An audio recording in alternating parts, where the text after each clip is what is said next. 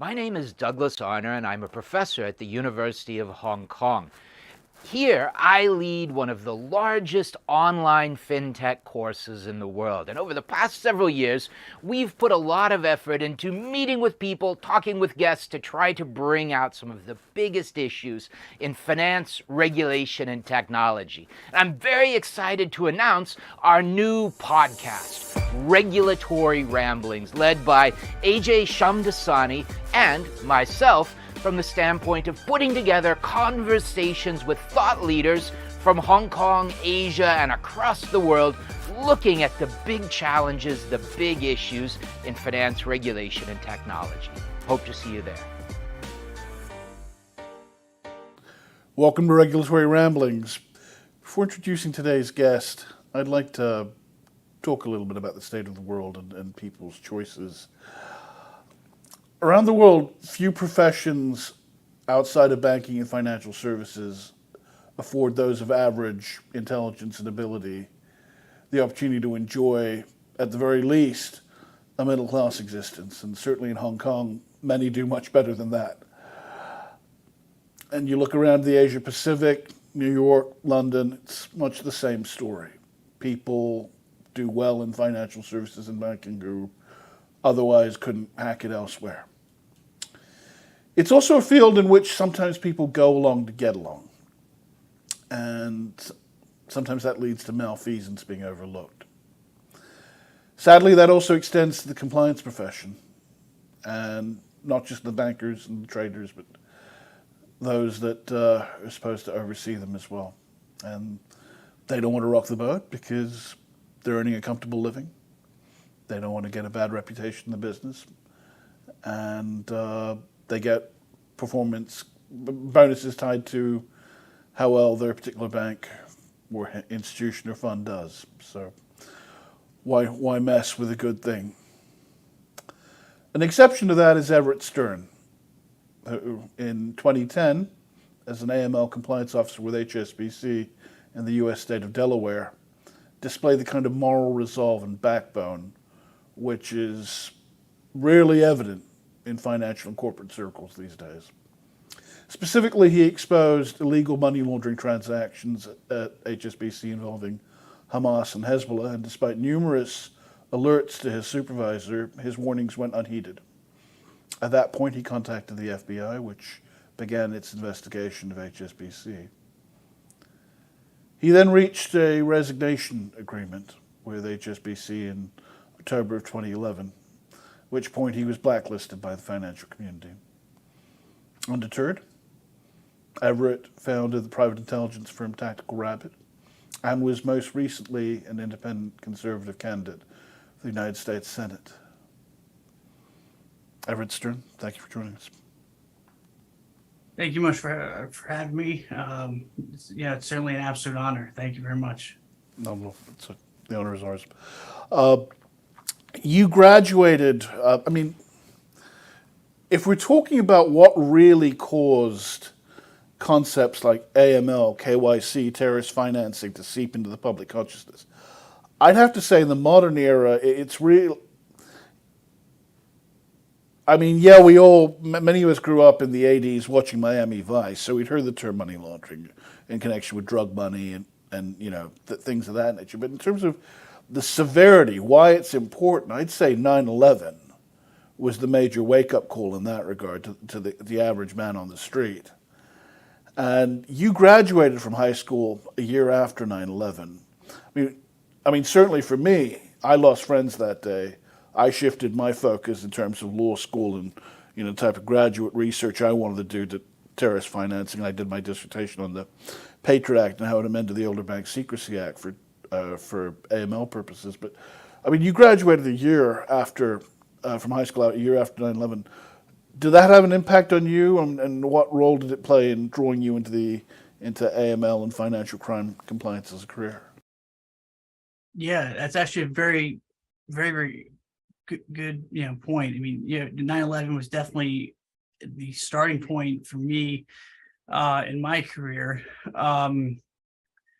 I talk about this a little bit in my book, Dark Money and Private Spies, but the I mean, right after 9/11 occurred, I graduated, I graduated high school shortly thereafter, but I went to go do an internship on Wall Street.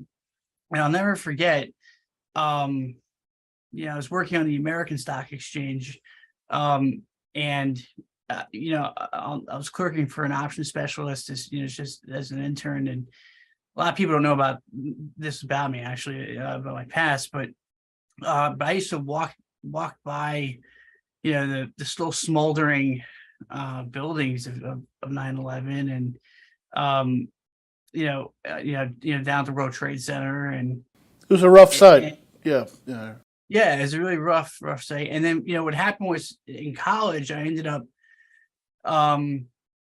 wanting to be a trader. I mean, that's actually what I wanted to do. Was to be a trader and be a specialist on the floor. And then I kept doing these internships throughout college, and then I don't know, it was one walk too many past that site, and it hit me where I said I want to make more of a significant positive difference, and that's when I decided I wanted to join the CIA.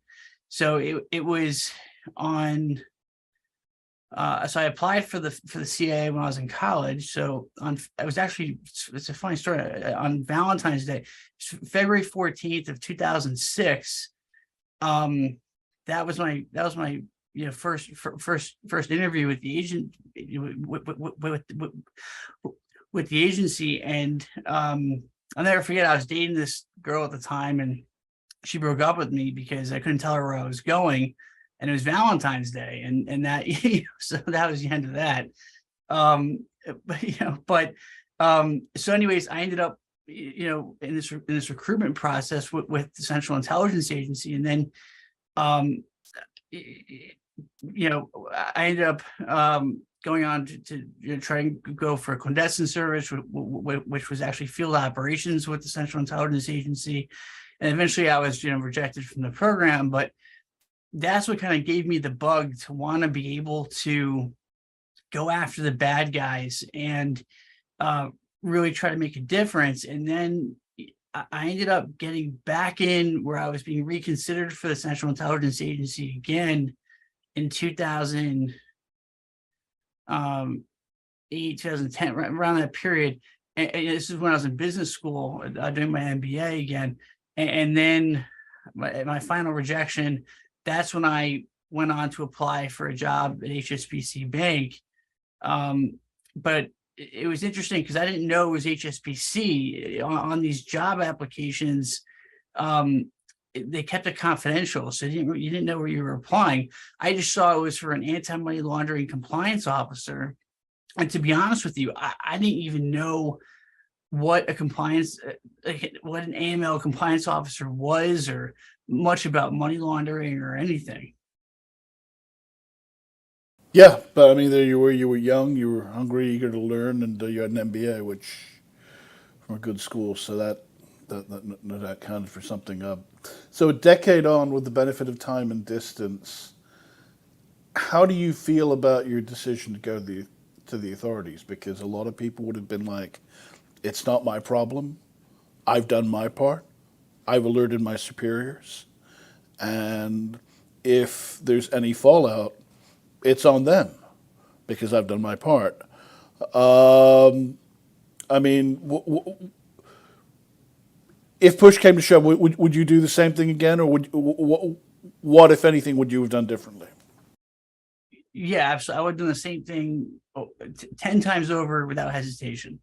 And I say that because it was the right thing to do. And even though I suffered tremendous consequences as a result, and I still am suffering those consequences, it doesn't matter. I mean, positive did come out of this, but circumventing back to the original point, is that I went to my supervisors multiple times, and they kept brushing me aside, and they hired me to begin with because they thought I was an idiot, and they thought I would just go along with their scheme, what they were doing. And what I found though was criminal, intentional criminal manipulation of the wire filter there.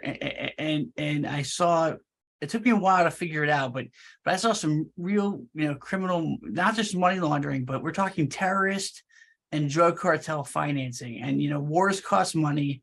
And if you don't cut off the money supply, the enemy is going to win. It's just that simple. And I'll never forget, because yeah, you're right. I had, finally, it took me a long road, decade later, right, to get the job where I was making 54,900, which, which is a lot of money, and it's usually for 20. God, I must have been 20. 4 or 2023. I was a young guy, and 54 now I had my own apartment, my own car. I was paying for it. My parents were proud because I was sufficient finally, right? I mean, so that, I didn't want to disappoint them. And I knew I had to go to the authorities with this. The problem I had though, which was very significant, was that my boss was a former counterintelligence FBI agent. And this was a huge problem for me because that, a counterintelligence agent is someone who hunts spies, and they're very good at doing so. So I had to get past this bastard for a good year and a half, but I was able to, he needs to go back to the academy because I was definitely able to get past him. But the issue though is that I didn't want to go to the FBI because of this individual, and I was afraid there was a compromise or something. I didn't know. I mean, I was a young guy. I didn't know. So I went to the CIA at first. So, and then I went to the FBI later. But I'll never forget that night when I wrote an email to my CIA recruiter, my former CIA recruiter, and I was just outlaying this transaction, and I was going to report HSBC in, and I knew the second I sent that email, my life was going to change dramatically. And it must have been 2 a.m. In fact, it was 2:15 in the morning. I still have the email to this day. And I was tossing and turning in bed. And I said, you know what? I have to protect the United States, because that's what this was. It was a national security issue. This was not just, it's even a worldwide issue, because it affected, all of our allies and everybody, and I submitted the email, and I said, you know what? Whatever happens to me happens. And it was a self-sacrificial thing. And I said, I have to do what's in the best interest of the United States and the greater good. And that's what this came down to was, okay, is this about Everett Stern, or is this about the greater good? And I chose the greater good. And the world is better off for it, for sure. I mean, in terms of you saying they hired you because they thought you were an idiot, I mean, there's no shortage of yes men in the compliance profession. You see that even here in Hong Kong, people who will do the bare minimum, perform their duties in a slipshod manner, not question too much, and on come the good things that come along with not rocking the boat: promotions, higher pay, more seniority in your profession. And again, there are people that are content with that. I mean, and yes, the profession's been jarred by 9/11, and I was watching your case very closely because I joined Thomson Reuters in May of 2011, so I was keenly interested in your case. And so just over a decade later, has the industry changed much? Or are they taking financial crime compliance seriously, or is it just another cost of business? Because they're certainly not concerned about reputational damage. Yeah, that's a great question. The answer is no, because a lot of in large part because of what happened in HSBC. Because at HSBC they were fined, 1.92 billion, which a lot of people say, "Oh wow, that's a lot of money." It's not. It was only 5 weeks of their profit, which was nothing, and nobody went to jail, right? And that was the big one, and that was what hit me hard, the hardest, because I wanted to see someone go to jail, because what they were doing was disgusting, and it was wrong, and it was illegal, um, and that showed the banking community, for the next up until now, um, that you'll get away with it. I mean, bankers are just not going to jail. And again, people don't understand is that sometimes it's the CEO or the banker writing the check that goes to the terrorist, the drug cartel. It's that money that's used to make, some bomb or some type of, weapon, or, to something. I mean, these are very, it takes money. Again, wars cost money. So, the banking community today, and financial community in general, it's a cost of doing business, paying these fines. It's just a matter of mitigating the risk of how much fine you're going to get. But every bank is expecting some level of fine. And now we have the fintechs, which makes things more unique, because some of these fintechs are just operating in a whole nother stratosphere, where they're not even being held the same compliance standards as a normal bank, so they can just do what they want. And then you also have the real banks that have the most risk, and I feel are the best places to bank, are the community banks.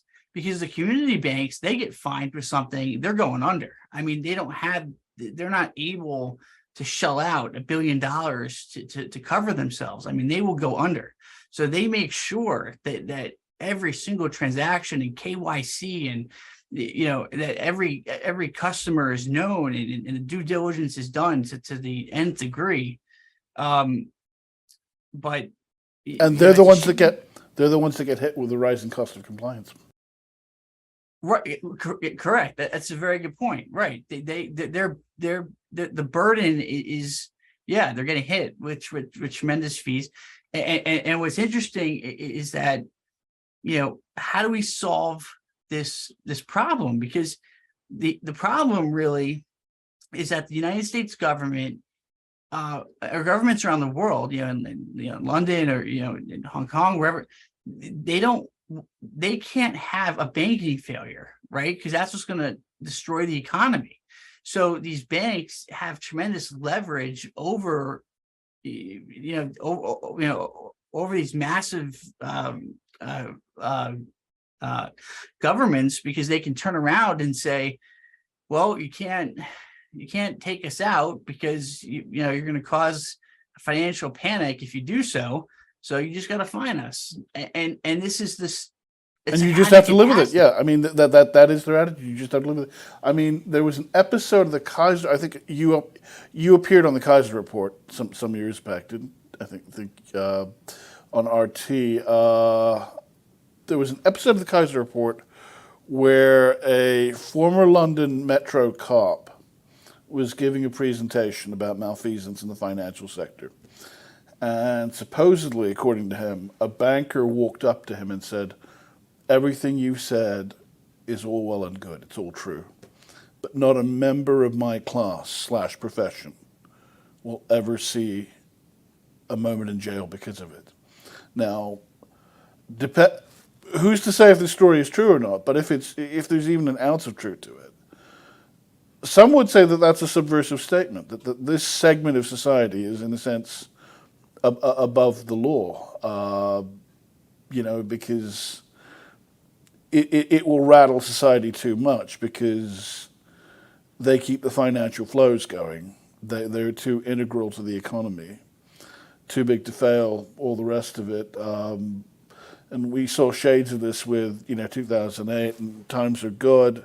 They know they'll always be bailed out because what would that do to social stability? What would that do to the economy? That when times are good, therefore, you're making double-digit returns. When times are bad, there's no downside. That they know they're going to be protected. And as far as, that's just banking in general. Speaking specifically about HSBC, you're talking about one of the largest, most powerful banks on earth. At that time, they were getting hit around the world during the last decade, which prompted one of our guests, Bill Miker, who was our guest on our inaugural show, to once say to me, why are they not getting hit in Hong Kong? Because they're a major employer here. They are too key to the local economy. That, again, they're too interwoven with too many facets of society sometimes, that the thought of taking action against them is just completely off the table. And come back to your point, people don't realize that this isn't just there comes a point where crimes are of such a severity that they become a national security issue. Right, exactly. And that's what I was dealing with back in 2010. And that's what we're still dealing with today, are national security issues that affect the threat of human life. That's what this comes down to. It's not about money anymore. This is much deeper than that, and much more sinister than that. This is very serious, and I'm telling you, the only way to solve this problem is by locking some people up, and you'll start seeing some people get into line. But again, you have to understand the entire compliance program in 2010 at HSBC, 2012. HSBC designed a system to deceive the United States government and its regulators. By the way, I never saw a regulator in my life, which is credible to me. I thought they were like leprechauns or something. But they never, they never,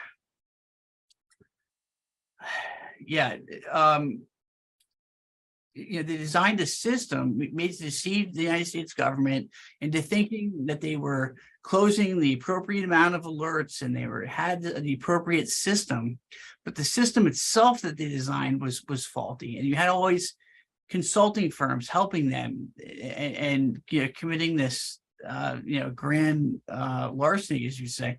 But it was just again, the second you start wiring money, we're talking money was going from because again, HSBC is the largest correspondent bank in the world. So their correspondent banking division, and that's where I worked, was in their correspondent banking division, was that the wires, I saw they were going to Hezbollah members, which were, it was found out that these people were literally making the IEDs to improvised explosive devices to blow up our troops in Afghanistan and in other places. This is not acceptable. This is not okay. And that's what the big trigger for me to get into politics was this factor, because I saw the HSBC. One of the reasons I started running for U.S. Senate was that I saw the HSBC was, they actually formed a PAC, a political action committee, and they started donating money to senators and congressmen on the Senate Bank Financing Committee. And it's a huge problem. They're trying to buy up people in Washington, and this is just absolute corruption to me. They should not be, a bank that's giving money to terrorist organizations to kill American troops should not be giving money to our congressmen and senators. And that's why I jumped in the race to help make a difference in Washington. So eventually, when it's my time and I get into Washington, I can assure you I will be shutting HSBC down. Fair point. And your choice, John Featherman, made it through. So at least, No, we have. Yeah, no, look, I mean, I had, and the decisions that I make overall in life, I think, believe me, I'm not perfect by any stretch of the imagination, but a lot of decisions I try to make in life are geared towards more of the greater good decisions instead of my own personal development. Maybe that's a bad thing. I don't know, but I'm trying to do, because look, I for instance, and a lot of people praised me for with the Fetterman decision and what I did there, but I disagree with some of the things he does, but you know what? It didn't matter because it was like a greater good decision. So it's like, what's best for the country? It was kind of that kind of that this type of thinking, and that thinking comes from, I think, my parents, my dad. I come from a pretty normal type household, but my dad always kind of taught me growing up. He was like, no matter what, you just do the next right thing, and you'll be okay. And you always think of that greater good. And I'm not sure where my dad got that from. I have to ask him, but I'll never forget, which was very significant to me in my life. When I left high school, when I went to college, my dad gave me Emerson's Success Poem. And if you haven't read this poem, you should definitely read it. But he gave it to me in this framed, this nice, beautiful frame. And my cubicle at HSBC, it was in a little tiny cubicle, but I had this giant Emerson, poem framed, and it said success, and it's the true definition of success. And that's what really allowed me to help take down HSBC and allowed me to do things. And, I even have the poem right in front of me in my office. But the last line of the poem is, you want to live your life to know that you've helped redeem a social condition, and to know that even one life has breathed easier because you have lived. This is to have succeeded. And so there's a whole poem, but again, to know that one life has breathed easier because of you, that's what it's about. It's not money. It's not, too many people I feel are money focused. And I even remember in business school, my professors would always teach maximization of shareholder wealth. And they drilled that into us. And I always felt that was wrong, because I believe it's kind of maximization of the human condition, and you help people and the money comes with it. Like, the focus shouldn't be profits. It needs to be helping people, and then the money will just come. And it's true. Really, the most successful entrepreneurs out there, they don't focus on profits. They're focusing on helping people. Certainly the Republicans of your father's era would probably have believed that. I mean, they weren't talking about bringing the tax rate down to below 20%. If you would have brought it down to 30%, they could have lived with that. But that concludes the live portion of our chat with Everett Stern. We're going to take a quick break and resume our conversation with him. The entirety of our conversation will be posted shortly thereafter, and we hope you'll tune in for that. Thank you.